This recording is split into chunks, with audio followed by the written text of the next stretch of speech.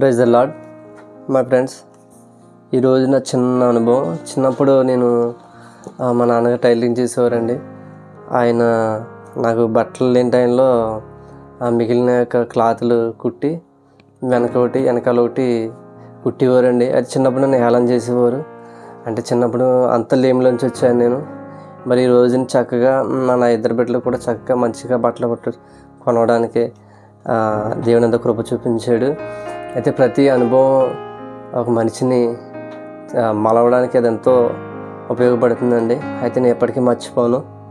అలాగే నా ప్రతి చిన్న విషయానికి నేను చనిపోవాలి అని నా చిన్నప్పుడు అనుకునేవాడిని అండి. మరి అది ఎలా వచ్చిందో నాకు తెలియదు, కానీ ఒక చిన్నపిల్లలు చాలామంది అలా ఉంటారు. ఏదైనా అన్నప్పటికీ అదే మనం చనిపోవాలి అనుకుంటుంటారు. అది దుస్తుడు కల్పించేది. ఆ వయసు నుంచే అతను మనల్ని వాడుకుంటాడండి. దయచేసి పిల్లల్ని ఎప్పుడు కేరింగ్గా చూడండి. వాళ్ళు చెప్పే విషయాలు మీరేనండి. విన్నప్పుడు వాళ్ళు మిమ్మల్ని ఇష్టపడతారు, మీకు ప్రతిదీ చెప్పాలని ఆశపడతారు. మనం వాళ్ళు చెప్పేది వినకపోతే వాళ్ళు ఇంకెవరు చెప్పుకుంటారండి. అది మనసులో ఉండిపోయి వాళ్ళకి చాలా వేదన, స్ట్రెస్ పెరిగిపోతుందండి. ఈ రోజుల్లో ప్రస్తుతానికి అదే జరుగుతుంది. తల్లిదండ్రులు వాళ్ళతో గడపలేకపోతున్నారు, వాళ్ళతో టైం స్పెండ్ చేయలేకపోతున్నారు. మీరు ఈ విషయంలో కూడా నాకు దేవుడు ఎంతో సహాయం చేశాడు. పిల్లలతో అటాచ్మెంట్గా ఉండడం కూడా నాకు ఎంతో సహాయం చేశాడు ఆయన. నేను బైబిల్ చదవడంలో కూడా నాకు యేసుక్రీస్తు ప్రేమ, ఆయన కూడా భూమి మీద ఉండగా కూడా మరి వాళ్ళ తల్లిదండ్రులకి ఎంతో విధేయత చూపించారు. కాబట్టి ఆ విషయంలో కూడా నాకు ఎంతో సహాయం చేశాడు ఆయన. ప్రతిదీ కూడా నాకు యేసుక్రీస్తు వారండి. ఆయనే నా యొక్క గురువు, నా మాస్టర్ అన్నీ ఆయనే. దయచేసి మీరు ఆయన్ని క్షుణ్ణంగా పరిశీలించండి. యేసుక్రీస్తు వారు మనకి జ్ఞానంలో కానీ తెలుగులో కానీ ఏ విషయంలో కూడా ప్రతి విషయంలో కూడా మాదిరే. ఆయన పట్ల మనం చెడు అన్నది ఆయనలో ఏమీ లేదండి. ఆవుగతి ఎంత కూడా లేదు ఆయనలో.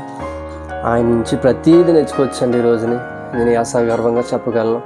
నా బిడ్డల విషయంలో కానీ ఈ విషయంలో కానీ నేను పొదుపు విషయంలో కానీ ఎవరికైనా సహాయం చేయడం విషయంలో కానీ ఆయన నాకు ఎంతో మాదిరండి. ఆయన లేకపోతే నేను ఎప్పటికీ జీరోనే. దయచేసి ఈ యొక్క సాక్ష్యం కూడా మీకు ఉపయోగపడుతుందని ఆశపడుతున్నాను.